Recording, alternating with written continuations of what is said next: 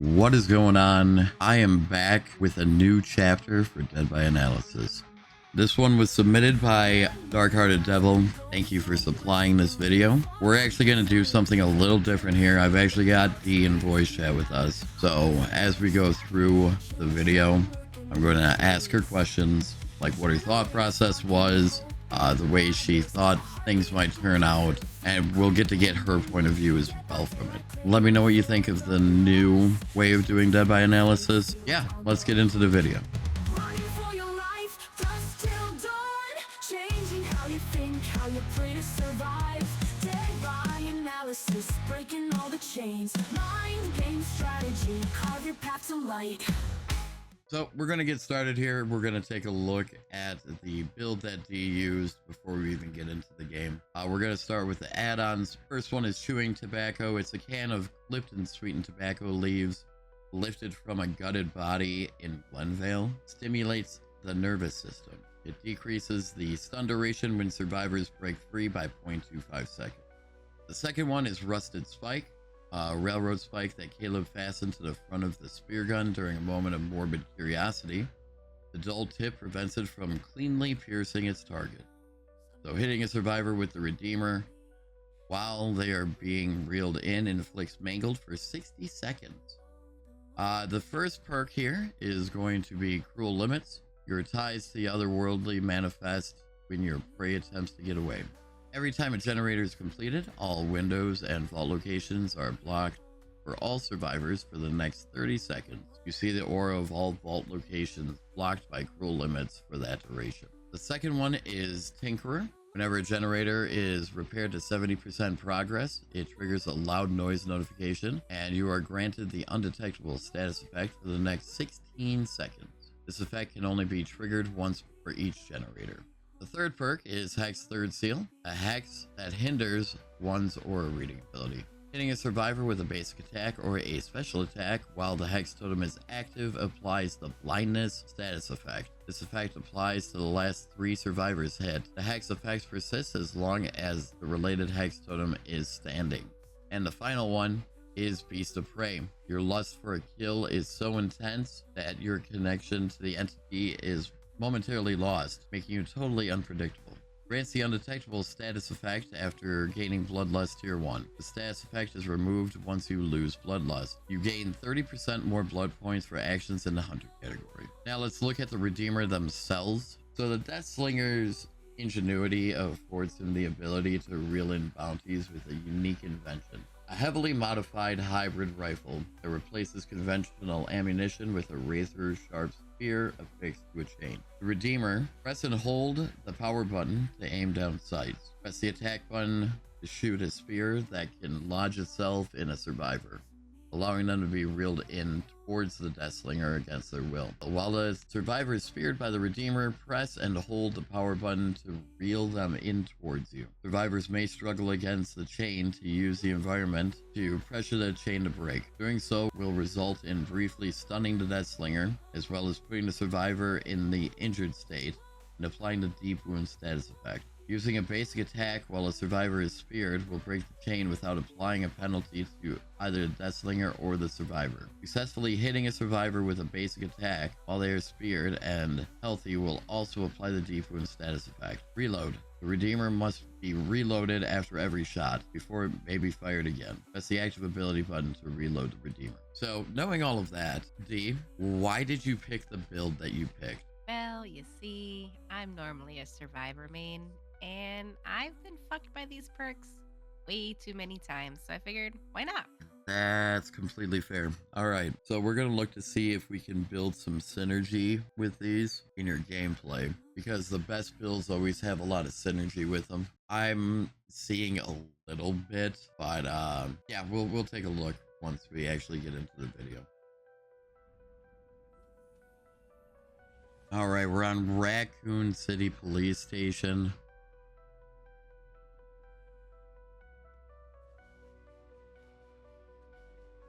I mean, it's an okay map for Deathslinger. It's not the best, but it's also not horrible for him.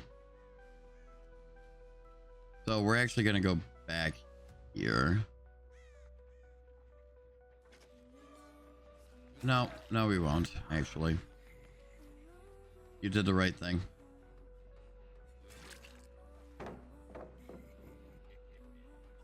That's actually a really good pallet to get rid of right away. He's going to be staggered when he falls down, so you should be able to catch up relatively easily, especially with your spear gun. God knows why he ran into that room. Good shot. All right. Got your first down before the first gen is probably even halfway done. There goes your hex immediately. So third seal is out of the picture now. They are not going to be blinded.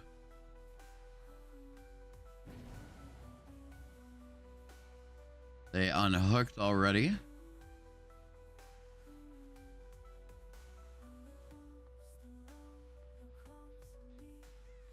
Right there. You Right there. fucking They were blind, right you can't next to see you. me!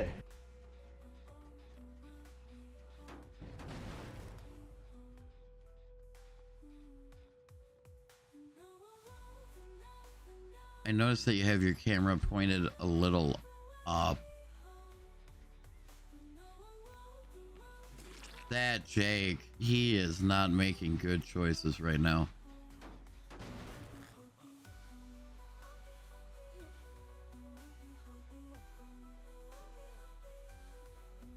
You can just drop down and hook him.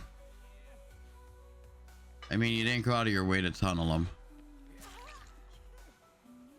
She's hooking right in front of you. That's an easy trade. So far, I don't see any real value out of any of your perks so far. Because Cruel Limits, the gen needs to be completed. Tinkerer, the gen needs to be at 70%.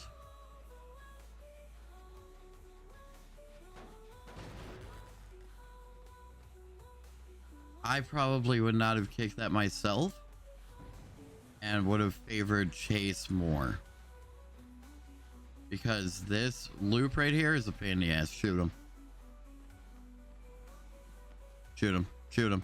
Shoot him.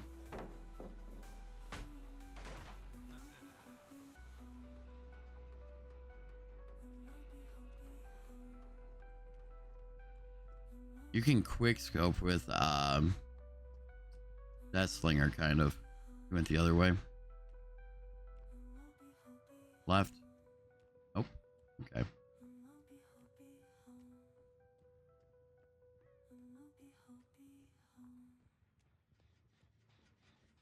Still regressing. There, Tinkerer went off.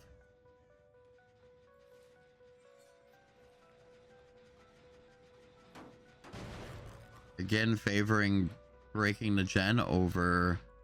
He literally ran to the front counter. Tinkerer is going off on that gen upstairs. So you missed out on the build. I was down there. Bill's probably going to complete that gen before you get another down.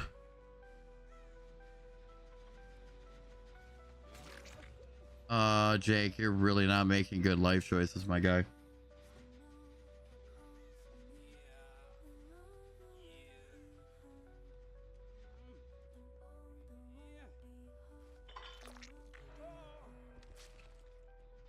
You did not complete it. Interesting.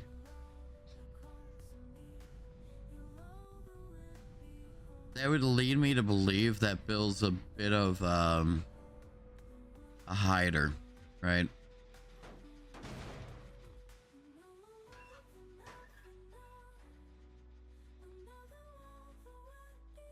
That's a pretty dangerous 3-gen you got right there. Well, Tinkerer gets more value. That's out by the helicopter. They'll probably have that at about 80% by the time you get there. Good shot on that Bill. Ooh, that ace is ballsy. You need to make him pay. Good, you reloaded. Shoot him before he gets to the next pallet.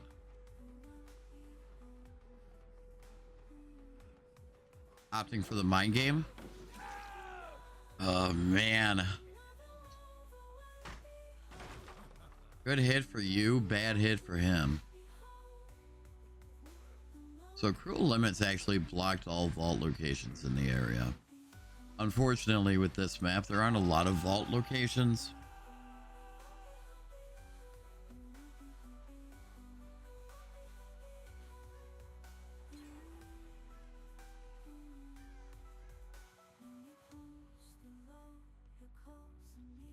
You did the right thing. You started to go look towards the hook to see if somebody ran there, but they're going to get him off a hook now.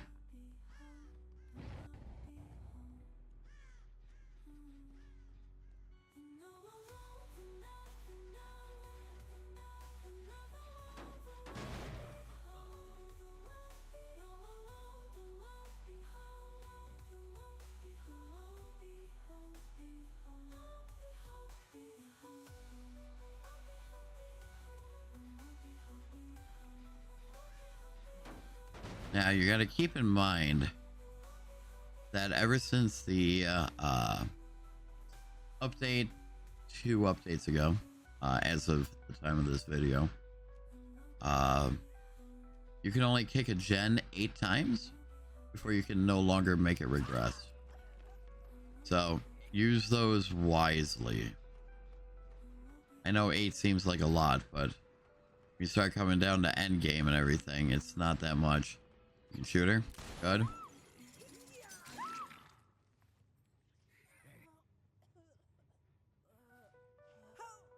So, I'm actually going to have a question for you. So they have 3 gens done now. You have how many hooks? 1, 2, 3, 4, 5 hooks. 3 of them on 1 survivor. So it's a 3v1 right now.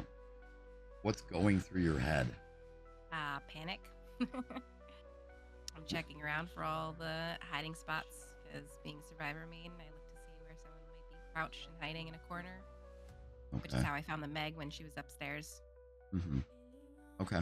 I don't see you looking at gen spread too often.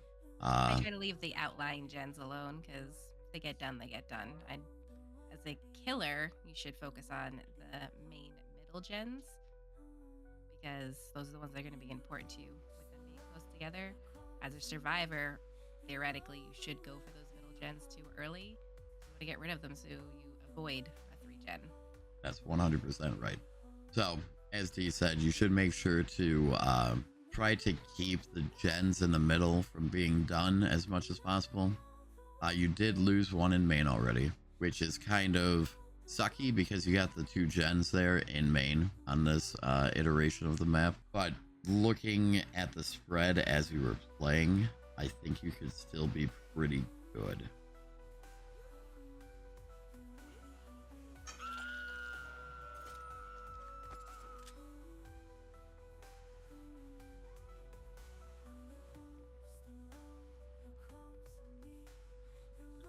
Yeah, you got that one there, and then the one outside, and the one in the offices.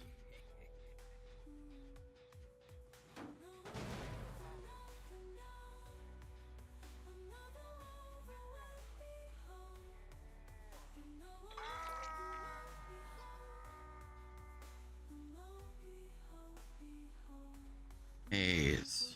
Where is Ace? Getting Bill off a hook. That Meg dies on hook. They can't get there in time.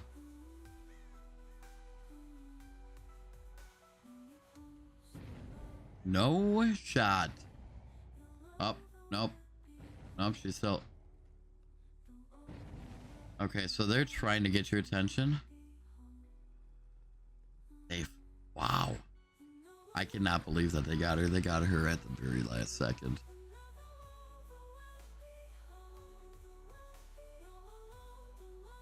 He was fast vaulting everything. With as quick as he was vaulting everything, I thought he was just trying to get your attention. But he was just vaulting the pallet and then the window.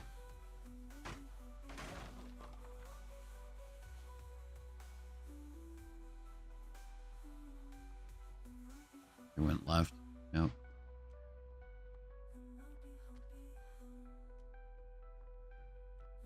Up. Blood and scratch marks. Bill.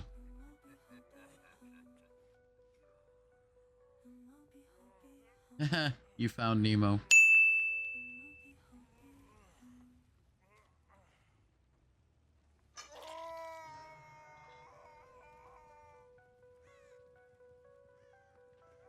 Alright, so everybody is on Death Hook now. I mean, that's pretty fair play. You gave her a slap, but you didn't actually stop her from getting the save. I would check the gen upstairs in main.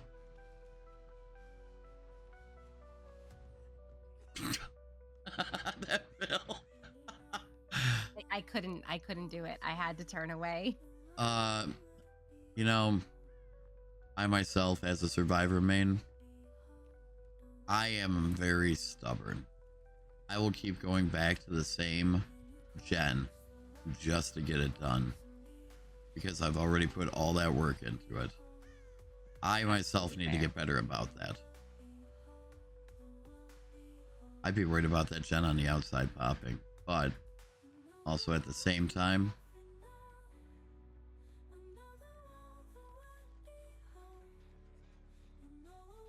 you can probably let it go. There. Yep. See how those orange tendrils came up, kind of? I think that means that you only have like 2 more kicks left before you can't kick it anymore.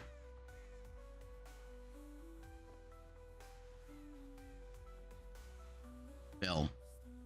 For fuck's sake, Bill. I gave him like 3 shots, man. Yeah.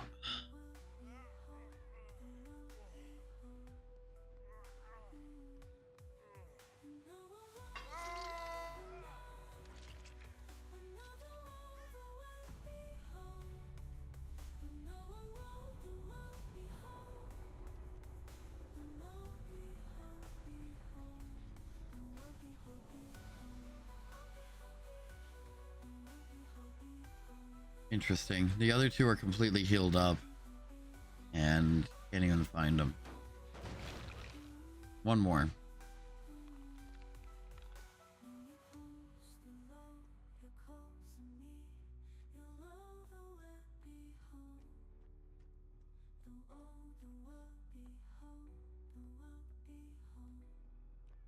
I bet they're on that gen outside. It's one that's been neglected the most.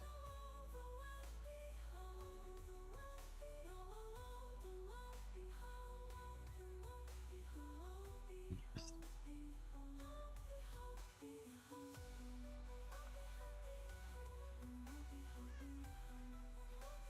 They are hiding for their lives.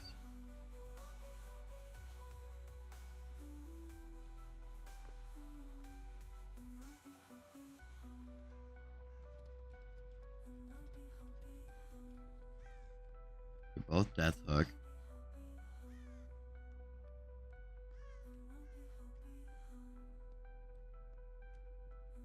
And they left themselves with a really awful spread.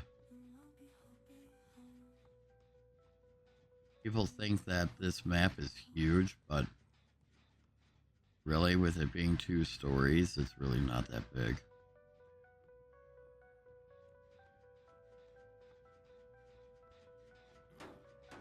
Last one.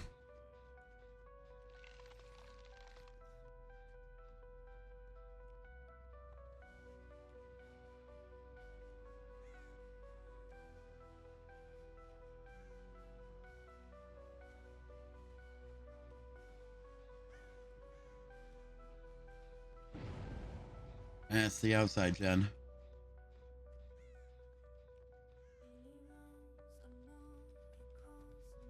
If you come from that way, they're going to notice you a lot sooner than if you came from the other way.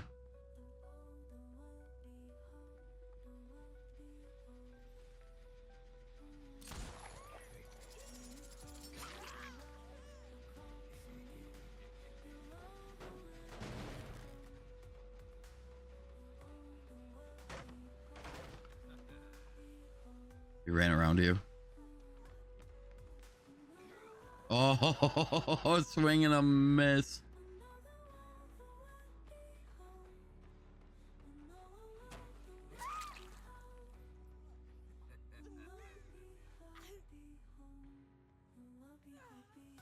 Okay, so she's dead.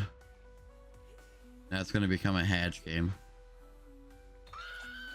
Ace is somewhere up top.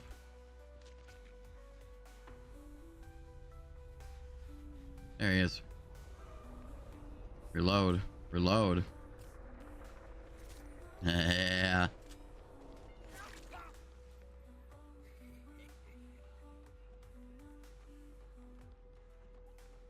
Is he gonna get it? You know.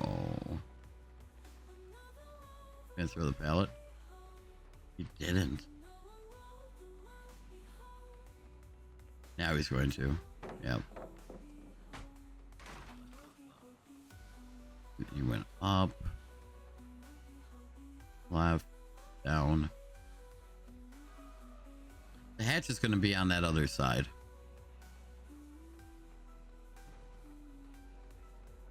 Yep.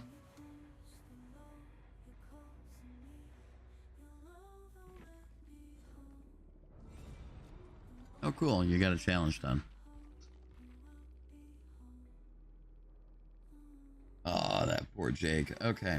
So, it looks like the Jake Park was trying to adapt. Maybe new to the game, maybe not. This definitely tells me that they're new to the game here. The Bill, at least, because they have Left Behind, Unbreakable, Borrowed Time, and Empathy, all below level 3. Unlike these other two. Freaking Quiet, Inner Healing. Small game. Is that small game? Yeah. Yeah, small game and Clairvoyance. Clairvoyance. Yep. Flip Flop, Power Struggle, Bond, and Flashbang. That's Calm Spirit, Iron Will, and Saboteur. So that for sure was an adapting Jake Park. So I think you played that pretty well. You tried to be fair with the Bill. Ran into him 3 times. Definitely should be a little bit more mindful of being able to chase survivors. I mean, I watched one on your screen just run right by you, and then you looked for him at the beginning. Bill? Huh? The Bill? No. Let's see here. I think it was actually right around here. Yeah, I think it was like right here. We'll go back here. Watch the left side of the screen. See here? Yeah, the Meg. Yeah. I heard her, but I thought she was up on the balcony. Yep. She just literally ran right by you. You started a chase with her and everything.